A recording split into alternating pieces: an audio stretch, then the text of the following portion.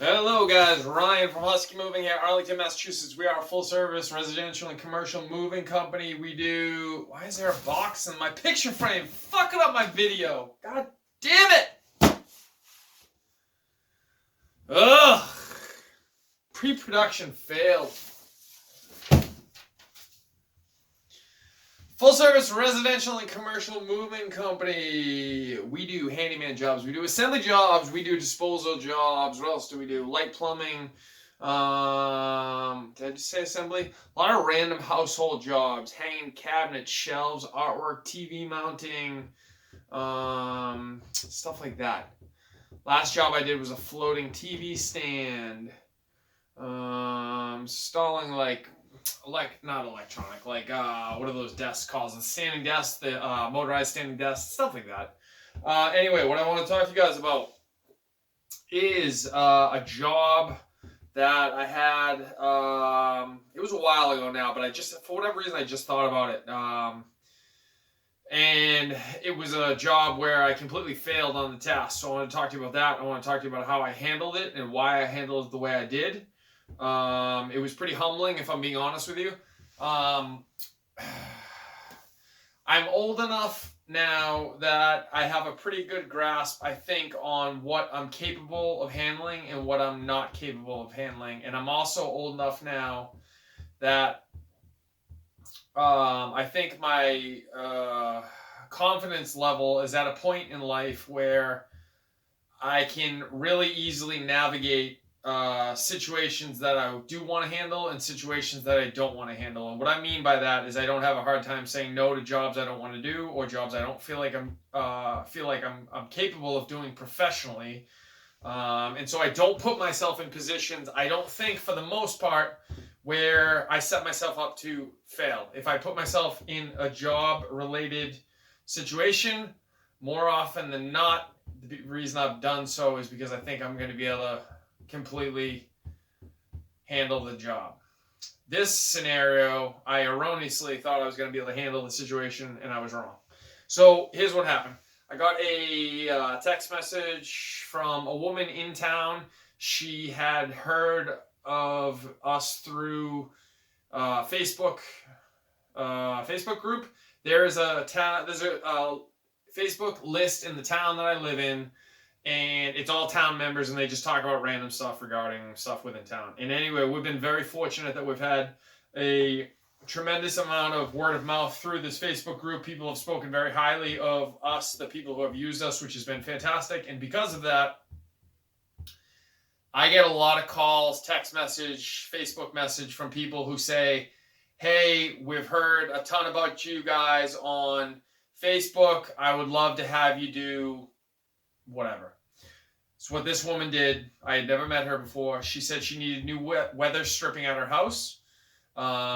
She was very, she already knew what kind of weather stripping she wanted to use. I don't know how you pronounce it. It's Qlon, I believe. Qlon, I believe it's pronounced Qlon. Could be wrong about that. Weather stripping. She wanted to use that. She had done some research. I watched some videos online. I had never installed this weather stripping personally, but I watched some videos online. It didn't look too challenging. So I was like, yeah, I think it's something I could do. Do you want me to buy the weather stripping and just add it at the end as an expense, or do you want to buy it and I'll just show up and do it? And she bought it.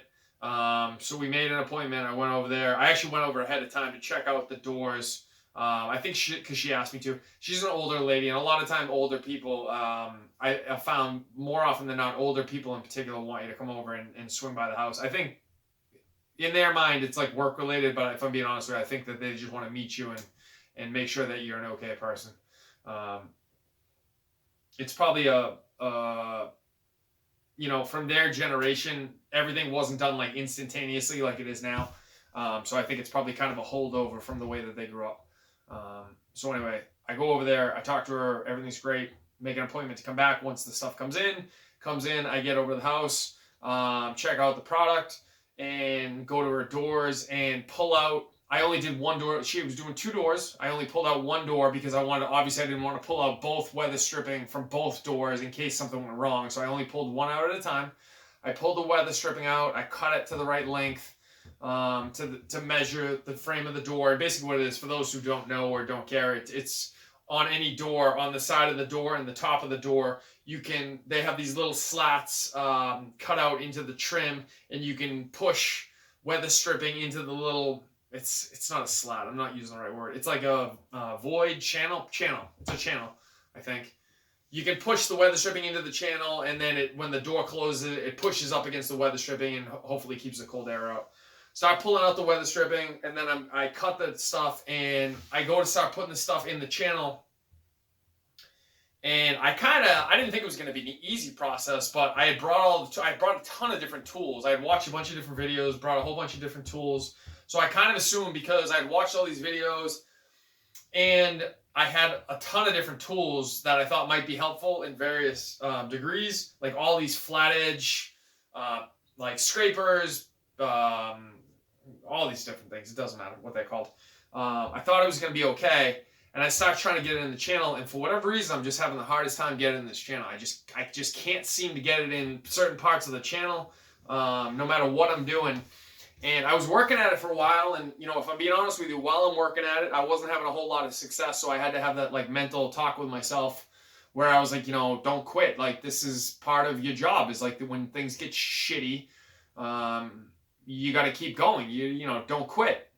And that's a big thing with the moving industry and like the home improvement industry as well. Is like 90% of the battle is like that wanting the fight or flight response, where things get challenging, and 95% of the population walks away and doesn't do it, and that's why I get called in. But that's part of why I get called in. It's because you can't just walk away when it gets difficult. So it's really challenging. It's not going well. I can't seem to get this thing in the channel, and I'm working at it.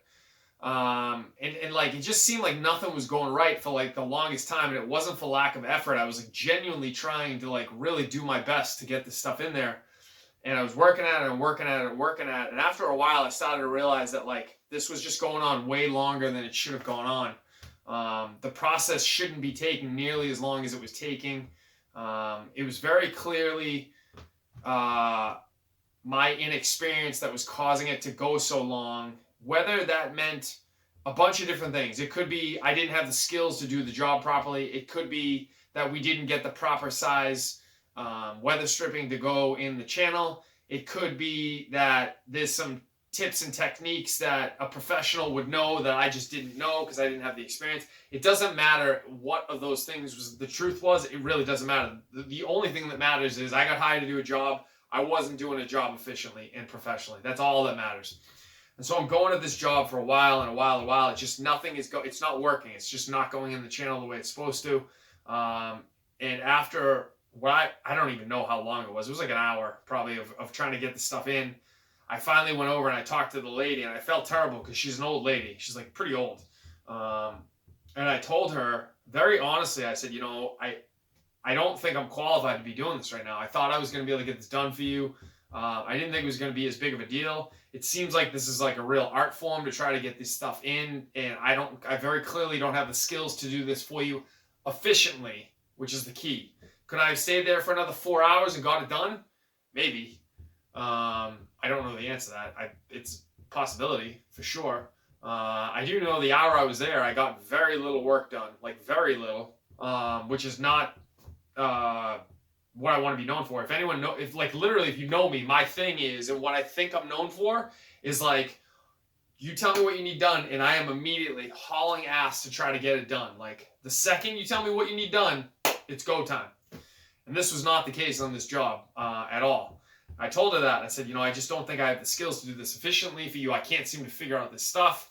Part of my thing is like, weather stripping isn't like, it's not like A, B, C, or D. It's either in properly and it works, or it's not in properly and it doesn't work. But there's no middle ground. You got to put it in properly, and it's got to be in properly all the way around, or else you have a hole in the door. And when you're talking about Massachusetts winter, it doesn't really matter whether the hole's this big or this big. It's all doing the same thing. It's just blowing in cold air. And I told her that. I said, I got to be honest with you. I don't feel like I'm doing this professionally for you. I'm definitely not doing it efficiently. I know that. And because of that, I think I have to stop and encourage you to get someone else over here because I can't guarantee I'm going to be able to do this for you correctly. And I don't want you to spend any more time or money than you need to. I don't think that's why you hired me. You hired me to come in here and do this as efficiently as possible for you so that you could spend an appropriate amount of money getting the job done. But what I'm doing is not an appropriate amount of money. It's going to be a lot more than you should be spending on this because I don't have the skill set to do it, clearly. And then the other thing is I just don't want it done incorrectly. And she was kind of, I think, taken aback at first, both by my honesty and the fact that I was telling her that I was about to walk off the job. I think that part of her was upset for sure. I could see in her demeanor and her conversation that she was upset, although I think that she felt like she couldn't get too upset with me because I was being honest with her. And I was telling her that I wanted it to be done properly, and that's why I was going to leave the job, not because I just, decided I was taking off or going to lunch or something. So I think she was conflicted. I think she was upset that it wasn't going to wind up getting done when she wanted to get done, but also she kind of thought, like, I can't get too upset with this kid. Like, anyway, before I left, I had this, like, mental checklist of things I had to do. And one of the things I told her I was going to do is I was going to reorder her a new set of the weather stripping. So she already had one set, but the problem is, she had ordered 2 sets for both of her doors. I had already cut one set to the length and size that I needed them to be for the door. But I told her I was going to order her another set because I didn't want to take a chance that another guy was going to come in and have these strips pre-cut and then feel like they weren't cut properly for what he needed them to be. So if someone with more skill at this than I did came in and was like, this isn't done properly, I can't use these strips. Now the problem is that set is gone, it's not usable, and now he has to then come back another time because he doesn't have the equipment that he needs because I erroneously cut the strips. Now, I don't know if I erroneously cut the strips. I don't think I did. I think I cut them correctly, but I wasn't willing to take a chance, given that winter was coming and we were already kind of in the middle of winter, that this guy was going to not have the tools he needed to do his job properly. So I told her I was going to order another set. I would leave her house. I would immediately order the other set. I would have them delivered to her house so they could get there as quick as humanly possible. She fought me. We fought about this for like 10 minutes. She kept saying no, and I kept saying yes, and basically she was saying she wasn't going to take that as an answer, and I was telling her that I didn't, respectfully, because she's old, and I would never be disrespectful to an old person. I was respectful with her, but I also was quite clear that I was going to order the things, and realistically, there wasn't much she could do to stop me, obviously. If I was paying for them and I was having them shipped to her house, what is she going to do? She eventually acquiesced, although it took a lot longer than I would have liked, to be honest with you. Part of me admired her for that because she was quite clearly a stubborn old woman, and I consider myself to be relatively stubborn too, so it was like 2 people basically just butting heads to see who was going to win. I think she felt guilty because she didn't want me to pay for something.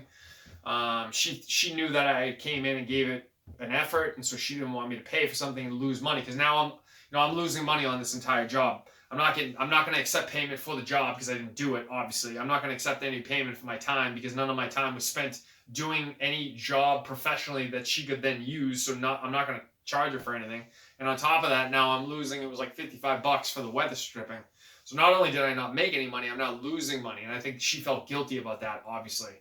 I didn't like that either. Like, my job is not to go out and lose money, obviously. I hate losing money. It's like, if you know me, like, I have like my expenses like down to like the dime, and I mean like down to the dime, like everything is in a row and I'm getting paid for everything. So that was hard for me, obviously, but it was the right thing to do, I think. So she fought me. I eventually left. I ordered the things. I told her when I ordered them when they were going to be arriving, and then the next step is I went on Google and I found like, I don't know, it was like 4 or 5 different handymen in the area that she could call and communicate with. And she wound up doing that. She wound up getting a guy. Apparently the guy came over. He came over like, I don't know, maybe like a week and a half later and got them in. I don't think there was any issue. I think they went in fine, presumably because he knows how to do it much better than I do, clearly. And then the like end of the story was she contacted me and was like, "Hey, I still have what do I have? What the hell did she say? Oh, they didn't wind up using the set of weather stripping that I ordered. They didn't wind up using.